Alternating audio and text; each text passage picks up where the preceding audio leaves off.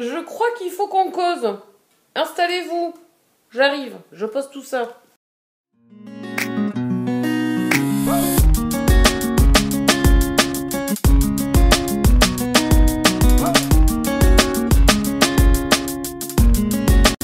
Bien le bonjour et bienvenue dans cette nouvelle vidéo qui sera une vidéo bilan des lectures du mois de novembre 2021. Oui, rétrospective, on repart en arrière. J'ai besoin de vous parler de toutes les lectures que j'ai faites au mois de novembre.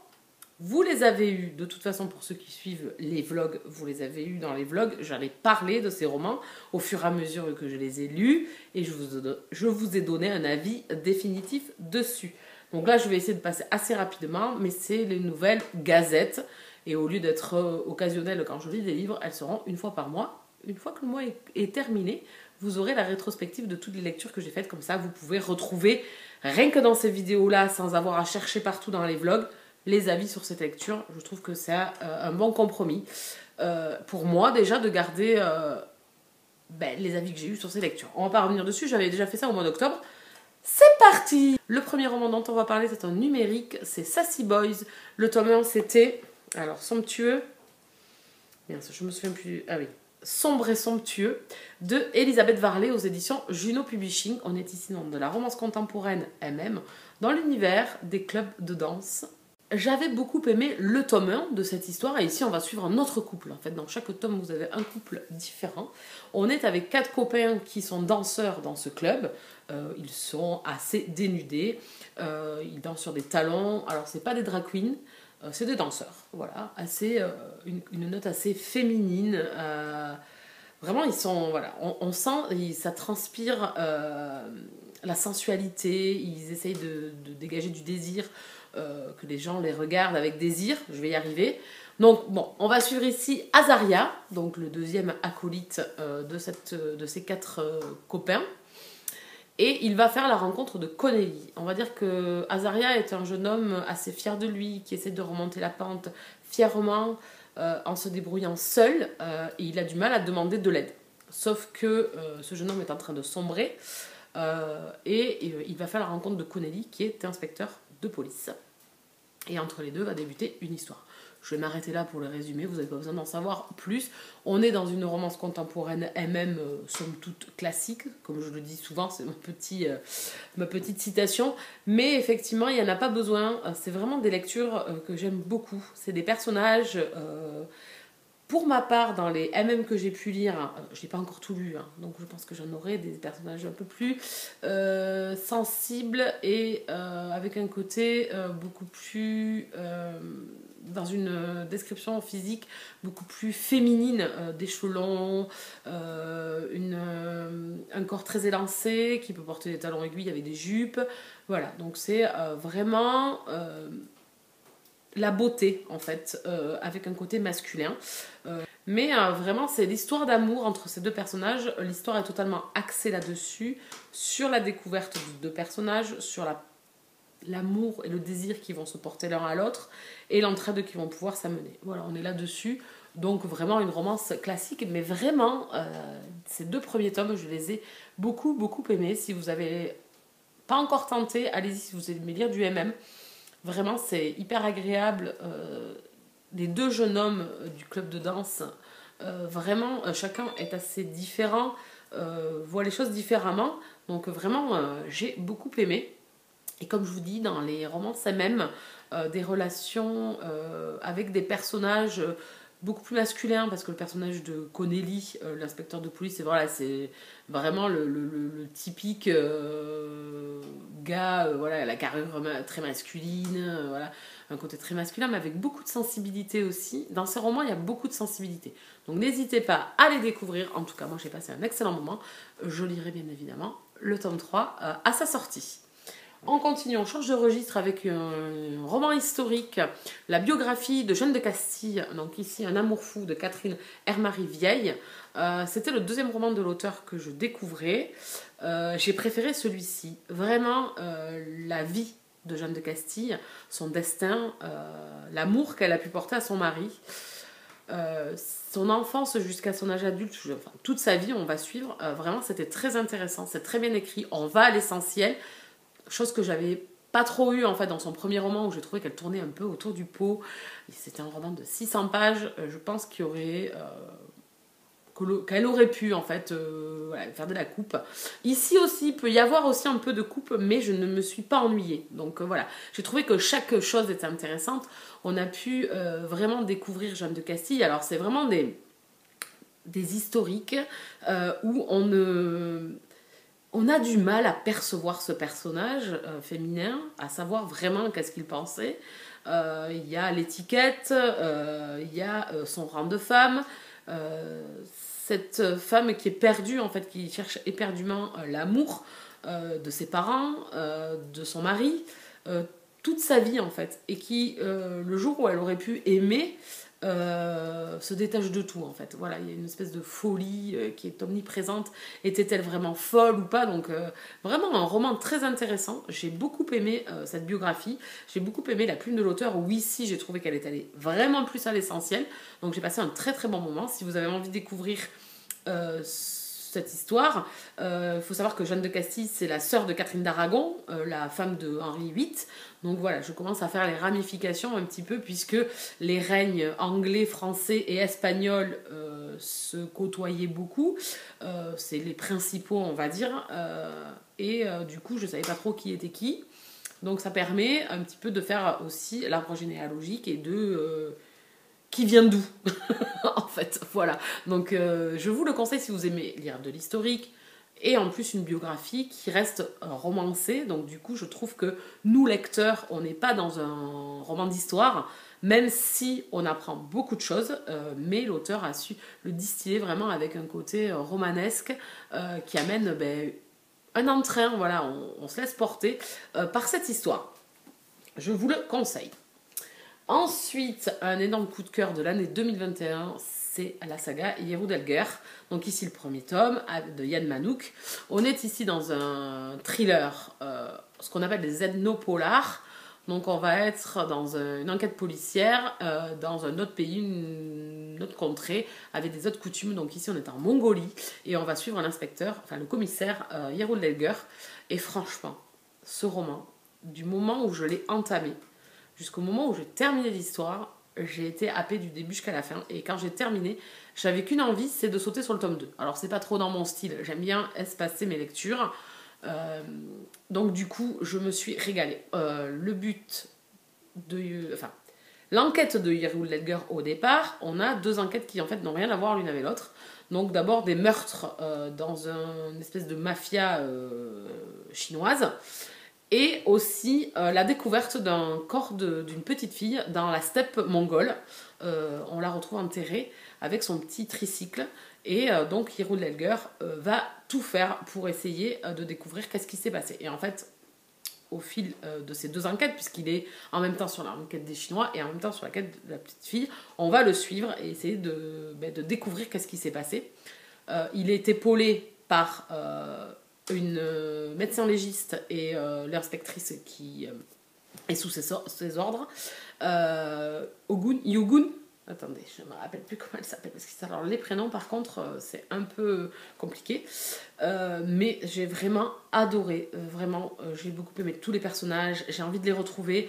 On apprend un petit peu le passé de Yeru-Delger, pourquoi il est devenu ce commissaire un petit peu ours des cavernes.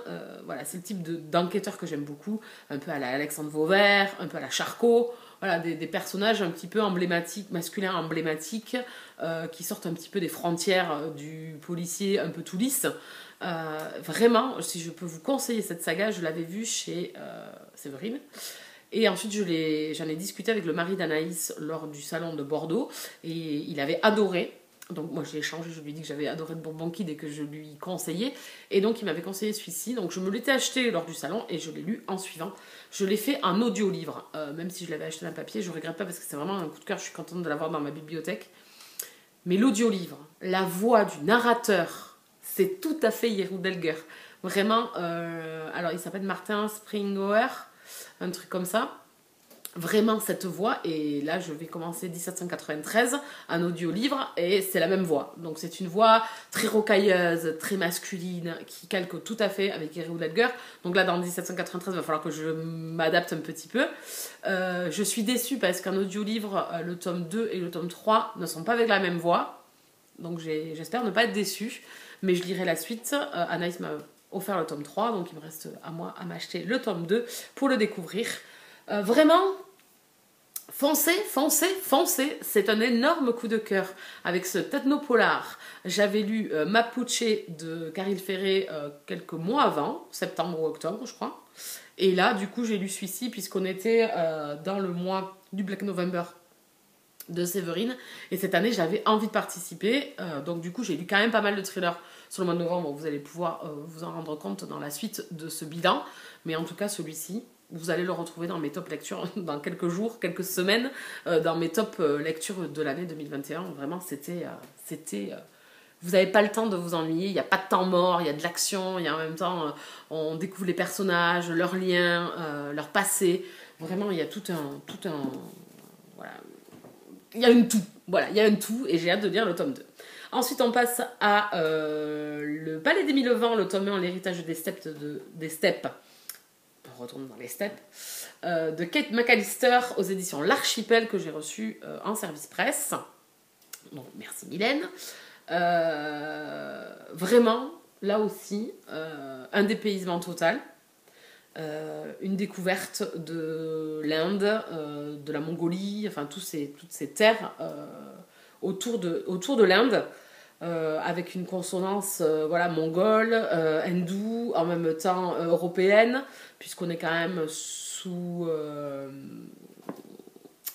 je vais y arriver. Mais je vais y arriver. Également chinoise dans ce roman. On va suivre ici 3 personnages différents. Un jeune homme et 2 jeunes filles. Le jeune homme, on le suit depuis l'enfance. Donc le roman se scinde dans 3 parties, si je me souviens bien. Il se scinde en 3 parties. La première partie, c'est son adolescence. Et ensuite, on va le suivre dans les 2 autres parties à l'âge adulte. C'est un jeune homme qui a vécu des choses très difficiles. On est aussi en Russie. Enfin voilà, il y a vraiment une pléiade de personnages, de lieux, de découvertes, de paysages magnifiques écrits parfaitement par Kate McAllister. Ça a été une excellente lecture. On l'a fait en lecture commune avec Anaïs, donc on a beaucoup échangé. Vraiment un dépaysement total. Je trouve même que l'histoire de ces contrées, de la culture, sont vraiment très présentes. Il y a une bonne balance dans l'histoire entre l'histoire de nos personnages et un peu une histoire d'amour qui est toujours sous-jacente dans le récit, et cette histoire de culture, de lieux, d'avancée, puisqu'on a une sorte de quête qui va être faite par notre héros principal. Et on a une troisième, donc on a 2 personnages féminins différents qui tournent en fait autour de ce personnage masculin. Alors je suis pas toujours triangle, je l'ai pas pris à rebrousse-poil, et je trouve que c'est très très bien amené par Kate McAllister. Je me suis pas ennuyée.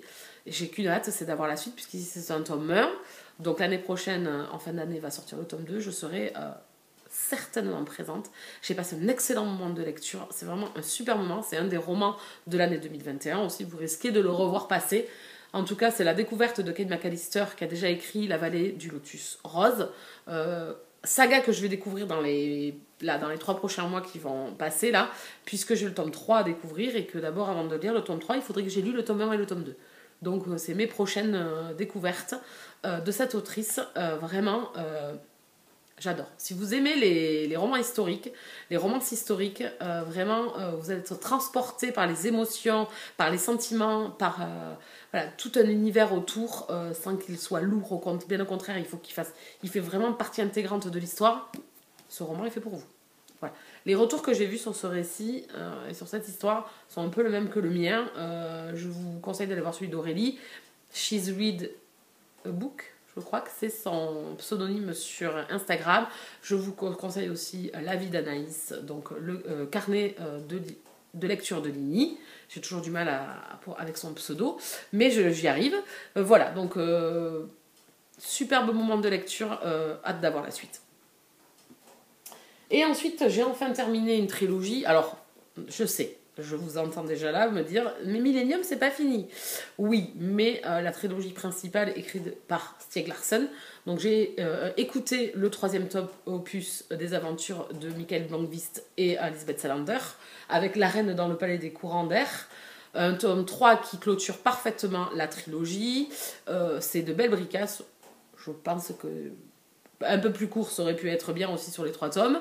Mais c'est vraiment une trilogie que j'ai beaucoup aimée. Ici, on est dans quelque chose de plus doux, je dirais, par rapport aux 2 premiers tomes, où déjà le premier, bon, c'était quand même assez hard. On a la vie d'Elizabeth Salander, et puis les événements autres qui se passent dans le roman. Mais ici, on va être dans un roman voilà, de finale, un petit peu de boucles qui se bouclent, de boucles qui se ferment plutôt, on va dire. Et vraiment, c'était très bien. Voilà, j'ai passé un bon moment. C'est pas un coup de cœur, mais j'ai passé un bon moment. J'étais ravie de retrouver Michael et Lisbeth. J'ai une petite déception sur le final, bien évidemment, mais ça, c'est mon côté girly girl. Ceux qui l'auront lu comprendront. Voilà, j'ai une petite déception sur cette tournure. Il y a un tome 4, un tome 5 et je crois même un tome 6 qui sont sortis, donc écrits par un autre écrivain pour la suite des aventures de ces personnages. Je ne sais pas encore si je continuerai. À l'heure actuelle, là où je tourne la vidéo, non. Voilà, je trouve que ça clôturait quand même bien, même si j'aurais aimé quelque chose de plus pour mes 2 personnages principaux, mais ça, c'est comme ça, pour chacun d'eux, voilà, dans leur vie respective. Mais bon, écoutez, c'est comme ça. Mais en tout cas, c'est un bon moment. Je suis ravie d'avoir enfin sorti ce tome de Millennium qui était dans ma pile à lire depuis 2015, je crois. Donc j'avais... Alors, par contre, faut pas se mentir, j'avais oublié beaucoup de choses sur les personnages. Parce que, alors, par contre, ça, si vous voulez pas vous lancer dans une trilogie où il y a beaucoup de personnages, et en plus avec des noms suédois, c'est ça, c'est suédois. Voilà, c'est quand même... voilà, j'avais quand même fortement oublié certains noms. Alors bon, ça revient parce qu'on vous les rabâche je sais pas combien de fois, mais c'est pas évident.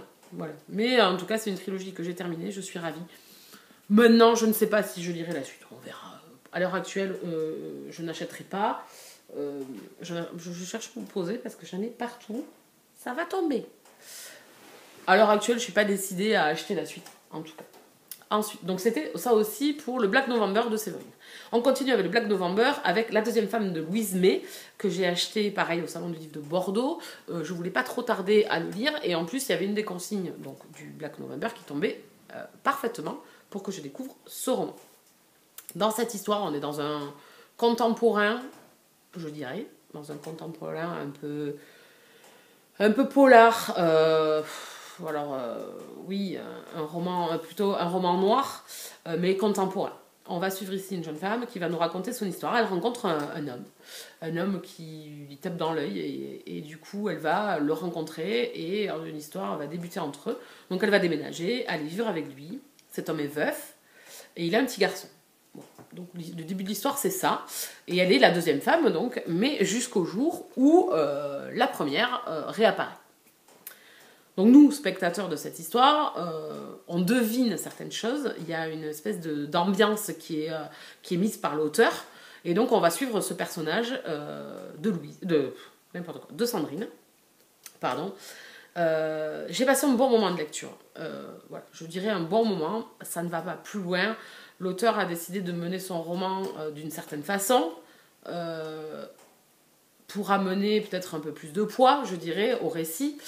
Sauf que pour ma part, ça en a plutôt enlevé. Je suis restée très spectatrice de ce qui se passe et de ce qui arrive, malgré la gravité des événements, parce que forcément, c'est des événements forts, des événements qui vous retournent un petit peu, qui vous malmènent, autant que sont malmenés ces personnages.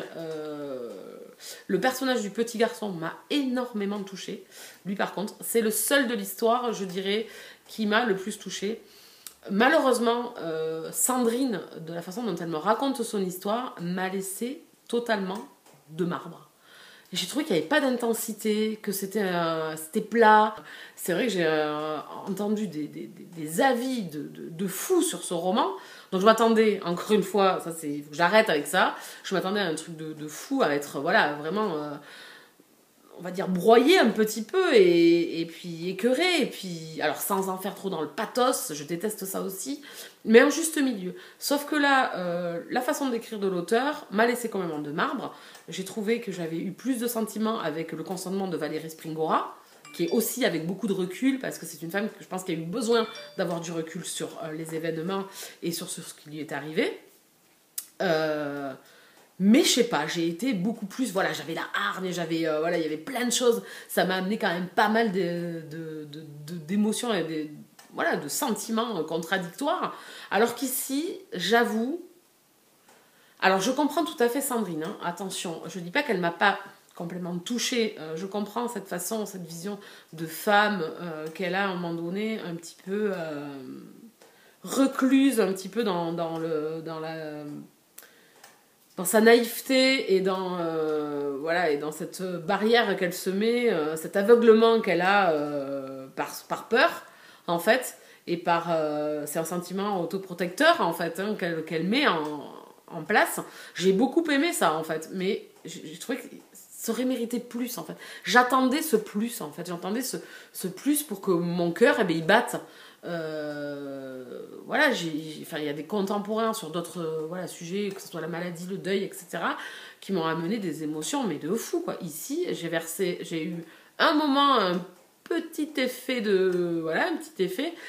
Le final arrive très vite, voilà, tout arrive très vite, t'as fini le roman, voilà, t'as laissé tes personnages, t'es ok, d'accord, ça d'un coup ça vrille total, on arrive, voilà, le déclencheur est là, et puis du coup la fin arrive assez vite.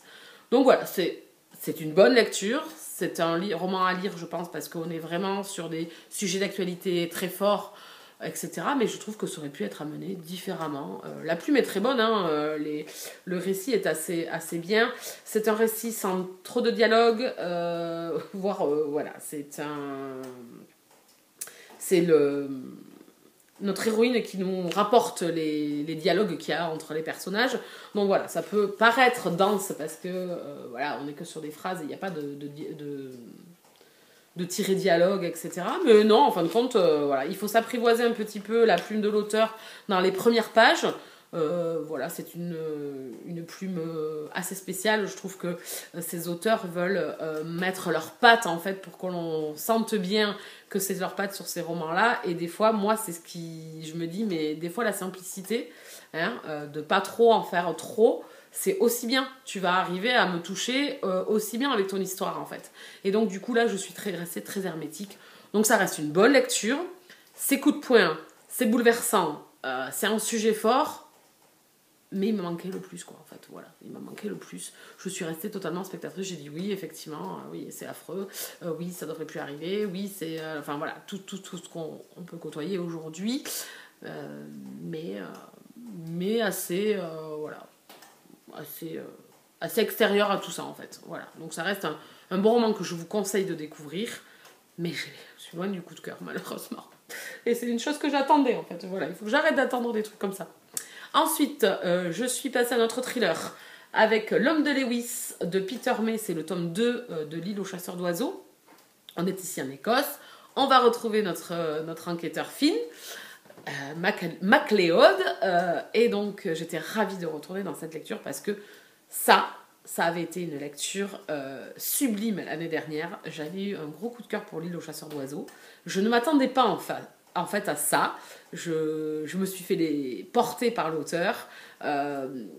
J'ai été bouleversée par ces personnages, surtout le personnage de Finn, bien évidemment.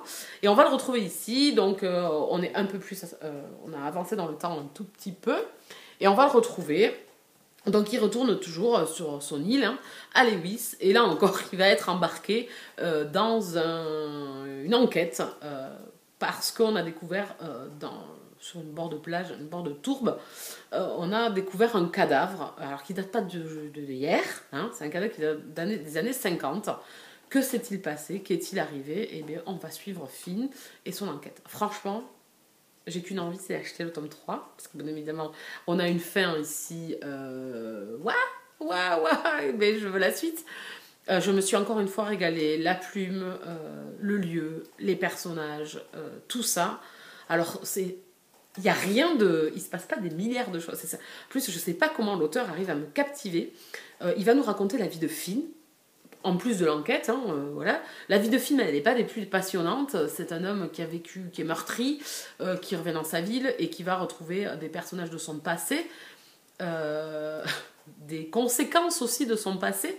On va dire aujourd'hui dans ce tome 2, il ne se passe pas des milliards de choses, mais c'est la vie de monsieur et madame tout le monde en même temps que cette enquête. C'est raconté trop bien, on se sent vraiment sur cette île avec voilà, cette atmosphère, cette ambiance, ces personnages. Vraiment, je ne peux que vous le conseiller. Je me suis régalée avec ce tome 2, tome 1, tome 2, j'adore.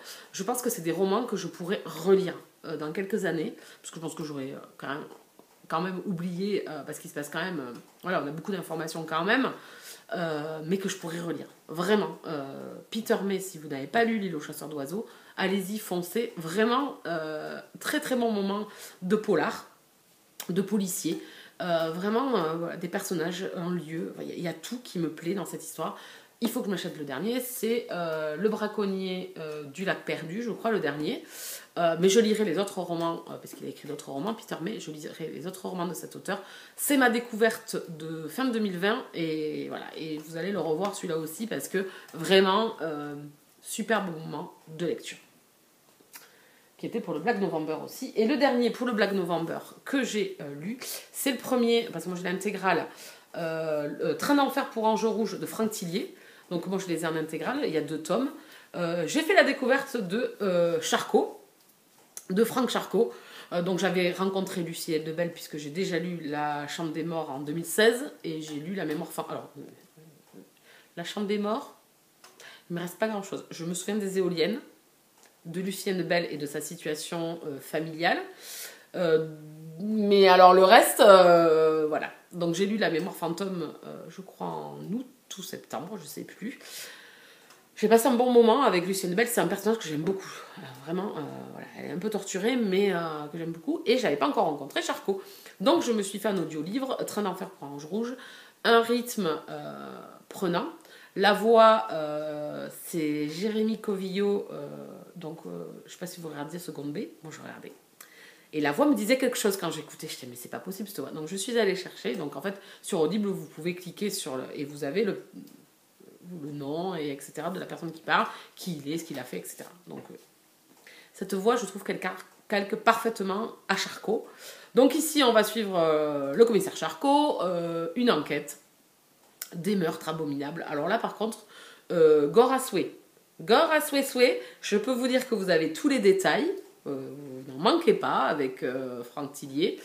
Donc il y a des meurtres et en fait Charcot va essayer d'élucider ce mystère, qui est le tueur, et remonter la piste.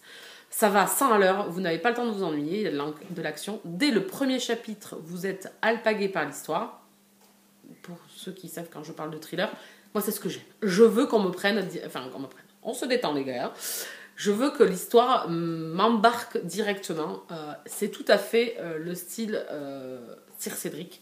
Moi, Sir Cédric, ça fonctionne bien parce que je suis prise dès le premier chapitre. Et ici, c'est ce que j'ai retrouvé avec la saga Lucie Eldebelle et Franck Charcot. Donc, Train d'enfer pour Ange Rouge, je me suis régalée. C'est gore à souhait. Le final m'a touchée énormément. Le personnage de Charcot, pour l'instant, je l'aime bien. Mais pas encore, voilà, je ne le connais pas encore assez. C'est la découverte, on va nous en apprendre un peu sur son passé, sur sa vie, qu'est-ce qui lui est arrivé, en même temps qu'on va avancer sur cette histoire. C'est un personnage assez spécial. Évidemment, tous ces personnages un peu enquêteurs qui sortent un peu des sentiers battus, un peu comme Yuri Delger ou Alexandre Vauvert pour Sir Cédric. Vraiment, c'est des personnages, des enquêteurs atypiques qui foncent dans le tas, un peu brutos, un peu mi-voyou, mi-flic. Le type de policier que j'aime bien, un peu brut de décoffrage, un peu j'enfonce les portes à grands coups de pied, je me bagarre, enfin. Vraiment le type de commissaire, enfin d'enquêteur un peu emblématique, avec de l'action tout le temps, des révélations, on avance au fur et à mesure. Voilà. Donc moi, ça a marché parfaitement. Je dis pas que je me souviendrai de tout dans 1 an ou 2 ou 3, parce que La Chambre des Morts, j'avoue que je me souviens pas de grand chose. Le thriller, ça peut se relire quelques années après. Voilà, pour moi, c'est pas des trucs qui... Enfin, je suis pas certaine, peut-être que je me trompe, hein. Bon, avec tout ce qui se passe de ragoûtant là-dedans, peut-être que je vais quand même m'en souvenir. Mais voilà, on verra bien.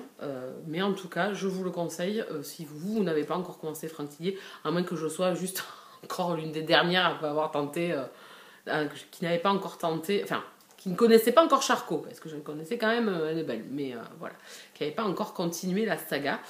Mais dans les prochains mois, en tout cas, je pense que je m'achèterai le syndrome E pour continuer avec ces deux personnages. Et le dernier, c'est un manga, c'est la saga Grimson Spell, le tome 6 de Ayano Yaman. Donc c'est l'auteur de Viewfinder, que je lis aussi, c'est une saga que je lis. Viewfinder, c'est du contemporain, dans l'univers de la mafia. Et ici, on est dans un univers fantasy avec un prince et un magicien unis dans leur quête. Donc ça sera une quête, il essaie de retrouver une épée. Son royaume a été attaqué, si je me souviens bien, parce que ça, je l'ai commencé il y a quand même pas mal de temps. Donc là, on est au tome 6. Je vais m'arrêter là parce qu'il se passe des choses durant tous les tomes. Et il y a une attirance physique entre le magicien et le prince. On est dans de la romance MM, dans de la fantasy MM. J'aime beaucoup. Voilà, moi, j'aime bien lire ce manga. Il est assez sympa. Il y a toujours de nouveaux personnages. Donc, le magicien et le prince ont des acolytes qui les suivent. Voilà, on va avancer avec eux dans leur quête.